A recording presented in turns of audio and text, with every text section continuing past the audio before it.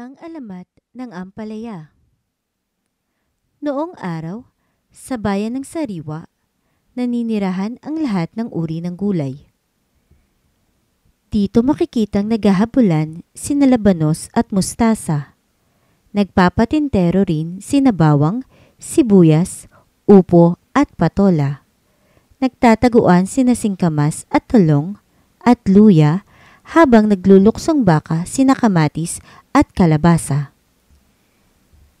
Isang araw, umusbong ang isang kakaibang gulay. Siya'y si ampalaya.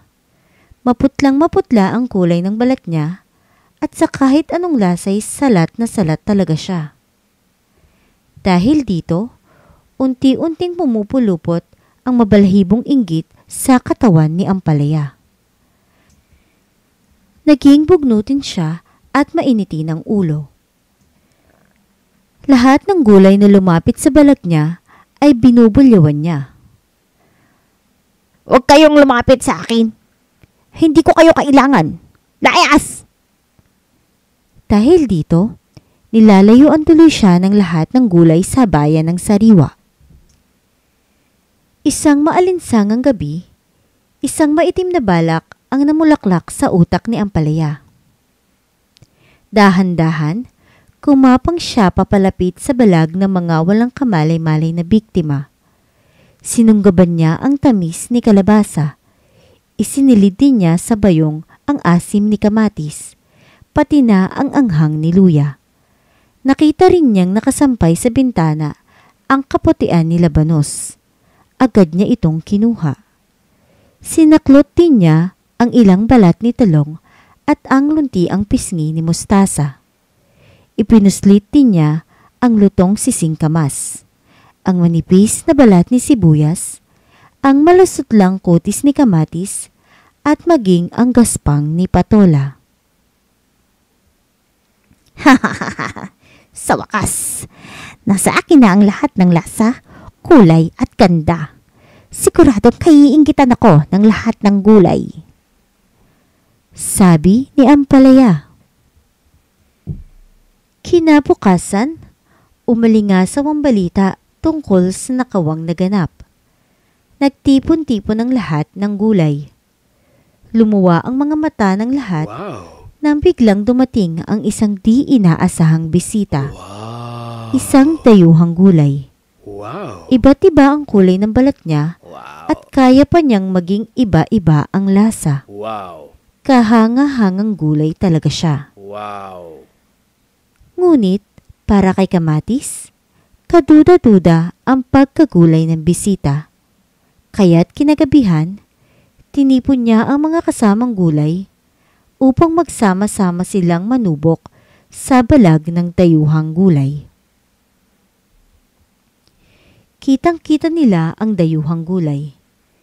Nakaharap sa salamin habang isa-isang hinuhubad ang mga lasa, kulay at ganda mula sa katawan niya. Nagulat sila nang tumambad sa harap nila ang isang maputlang gulay, ang bugnuting si ampalaya. Isinakdal sa harap ng kalunti-luntian, sariwaan, kasusta-sustansyahang hukuman ng mga gulay si ampalaya. Dumating sa paglilitis ang lahat ng gulay sa bayan ng Sariwa. Nandoon din bilang hukom ang mga diwata ng araw, lupa, tubig at hangin. Hindi pa nililikha ang gulay na nagtataglay ng lahat ng lasa, kulay at ganda ng kalikasan. Wika ng diwata ng araw. Ikaw ay napatunayang nagkasala laban sa batas ng mga gulay at sa batas ng kalikasan. Wika ng diwata ng lupa. Ampalaya, ikaw ay parurusahan. Hikab ng diwata ng tubig. Bilang parusa, lahat ng ninakaw mong lasa, kulay at ganda mula sa kasama mong gulay ay mapapasa iyo na. Wika ng diwata ng hangin. Parusa ba iyon? Anong klaseng parusa iyon? Puska ng bugnuting si ampalaya. pagkaraan ng paglilitis, nangako ang mga diwatang ibabalik nila ang mga lasa, kulay at ganda ng mga gulay na ninakawan ni Ampalaya. At nang gabing iyon, may kagilagilalas na nangyari kay Ampalaya. Nag-away ang lahat ng lasa, kulay at gandang ninakaw ni Ampalaya sa loob ng katawan niya. Nang magsuntukan ng puti, luntian, lila, dilaw at iba pang kulay, nagmantsa ang madilim na luntian sa kanyang balat. Nang magsabunutan ng kinis at gaspang, lumabas ang kanyang makukulot na balat. At nang magsigawan ng mga tamis, asim at ang mga anghang, lumitaw naman ang pait. Mula noon, naging madilim na ang lungti ang kulay ni Ampalaya. Naging kulubot ang balat niya at naging mapait ang lasa niya. Ngayon, kahit masustansyang gulay si Ampalaya, marami ang hindi nagkakagusto sa kanya. Kamusta? Kumakain ka ba ng ampalaya? Alam mo ba na ang ampalaya ay kilala rin sa tawag na bitter gourd, bitter melon, bitter squash, bitter cucumber, bitter apple, at balsam pear. Kulay madilim na luntian ang balat, puti ang loob at ang lasa ay katulad ng pangalan nito. Maraming uri ang ampalaya pero ang pinakakilala ay ang Chinese at Indian na uri ng ampalaya. Sa India, kilala itong karela. Mayaman sa bitamina ang ampalaya.